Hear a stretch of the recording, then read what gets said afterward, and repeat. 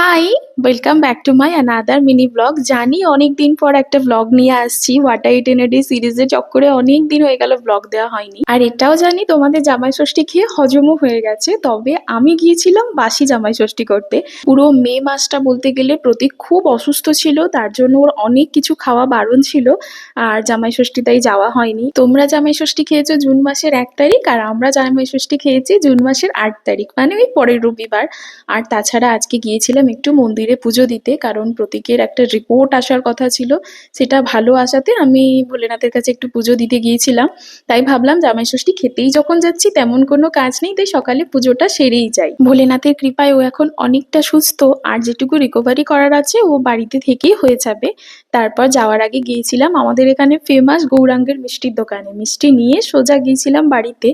এত গরম পড়েছিল সেই দিন যে কিছুই ভালো লাগছে না, ওই জন্য আগে গিয়ে ঠান্ডা ঠান্ডা গ্লুকন্ডি খেয়েছিলাম। আর হ্যাঁ, একটা কথা তো জিজ্ঞাসাই করা হলো না, কেমন লাগছে আমাকে। হয়তো জামাই ষষ্ঠীর মতো করে সাজিনি, একদম হালকা একটা শিফনের শাড়ি পরেছিলাম। কেমন লাগছে জানিও কিন্তু। ওকে যেহেতু ডাক্তার মাছ খেতে বারণ করেছিল, তাই ওই দিন মাকে বলেছিল সব ফিশের আইটেম রাখতে, কোনো তরকারি করতে হবে না।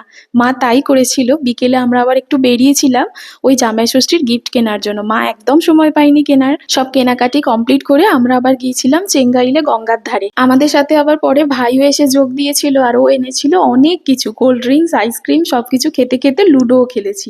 চলো নাস্তাবে আসি, বাই।